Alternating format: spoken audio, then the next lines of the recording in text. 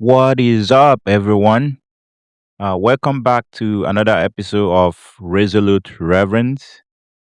I am your host, Prince Ngozi, and I am fired up for today's conversation.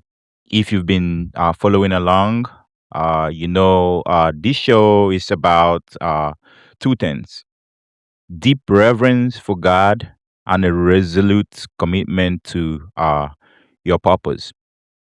But here is the truth we have to face today. You cannot go where God is calling you if uh, you are surrounded by people who are comfortable where you used to be. Today, we are talking about the power of your cycle. We are talking about the people you let into your ear, the people you let into your heart, and the people you let into your inner cycle. Because your cycle will either be the wind beneath your wings or the anchor around your neck. By the end of this episode, some of you might realize you need to do some construction on your social cycle. Some of you might realize you need to build a bigger table. And some of you might realize you've been letting the wrong people carry your mat. Let's go into it. Growing up in Nigeria, specifically in Aba, Abia State, there is a deep sense of community. We say it takes a village to raise a child, and that is true. But as I grew older, I realized that while the village raised you, the cycle defines you. I remember when I first started dreaming bigger than my environment. I remember when I started saying I want to build something. I wanted to lead. I wanted to make an impact. And I noticed something interesting. Some people in my village were excited for me, but others started making jokes. They started saying, Prince, who do you think you are? Why can't you just be happy with what you have? I have to learn very quickly that proximity is not intimacy. Just because someone is close to you doesn't mean they are for you. In Nigeria, we have a lot of resilient people they are built, to be resilient. But being resilient doesn't mean that you don't get complain, or you don't get tired or weary. Uh, you are the average of five people you spend the most of your time with. If your five closest friends are broke, bitter, bored, guess who is the number six? That's you. I want to take you to a story in the Bible that perfectly illustrates the power of a cycle. It is Mark chapter 2.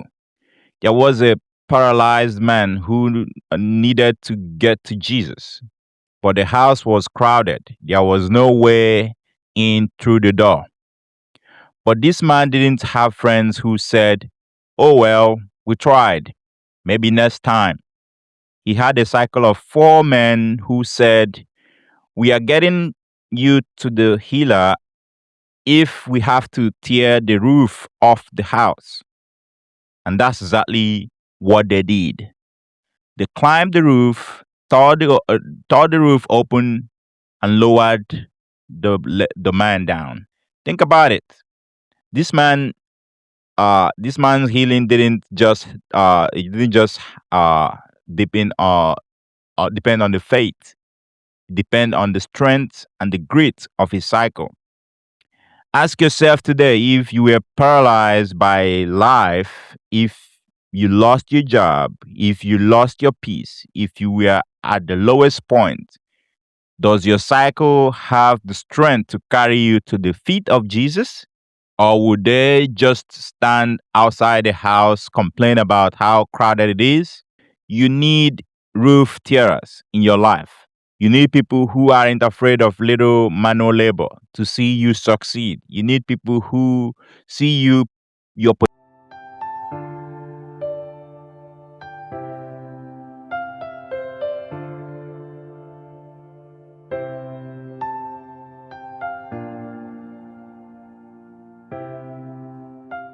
potential even when you're laying on a mat.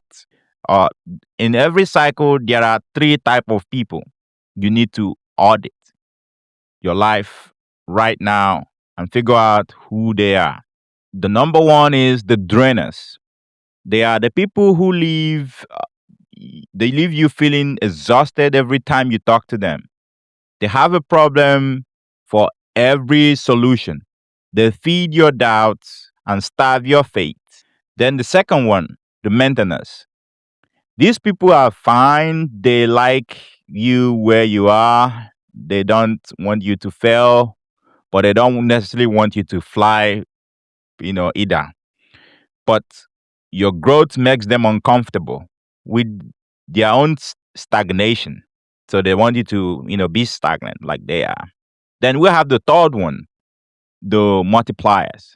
These are the roof tearers. They see the vision of you that you haven't even shown up yet.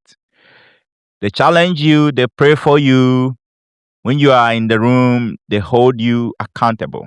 If your cycle is 90% drainers and maintenance, you are headed for a crash. You need to intentionally seek out multipliers. You need to find people who are further ahead than you. If you are the smartest person in the room, you are in the wrong room. So, all right, it is time for our prayer and declaration. I want you to listen to this declaration. If they hit you, I want you to say amen in your car, in the gym, whatever you're doing. Let's go. Stop asking the direction for people who have never been where you're going. You can't build $1 million vision with a minimum wage mindset cycle. Loyalty to a mistake is not a virtue, it is a prison sentence. If they aren't growing, they aren't going. Your destiny is too heavy for small minded people to carry. God is going to disconnect you from people who are comfortable with your dysfunction. You don't need more yes men. You need grown men. Protection is something found in people God removes from your life. Don't be afraid of the loneliness season. God is just clearing the table for the right guest. A no from the wrong person is a yes from heaven. You are a king. You are a queen. Stop hanging out with people who aren't going anywhere. So, how do you actually do it? How do you change your cycle without being mean or arrogant? First, pray for discernment. Ask God to show you the heart of the people around you. Sometimes we are loyal to people who are secretly rooting for our downfall. Second, set boundaries. You don't have to cut everyone off, but you do have to stop giving inner cycle access to outer cuts. Third, be the friend you want to have. If you want multipliers in your life, you have to be a multiplier. And finally, don't be afraid of the transition. When you start changing, your cycle will change. Some people will fall off. Let them. Some people will walk away. Let them. God is just making room for the people who are actually equipped to carry your mat to the next level. Thank you for riding with me on this episode this week. So sorry I have to drop this episode late. It is a busy season of my life. With a new baby, it's just so much that you could do. I am resolute in my purpose. I am deep in my reverence. I will not be held back by small minds. I will not be slowed down by heavy weights. I am surrounded by faith and I'm moving forward. I am Prince Ngozi, and this is Resolute Reverence. I will see you next week. Faith, purpose, forward, and peace.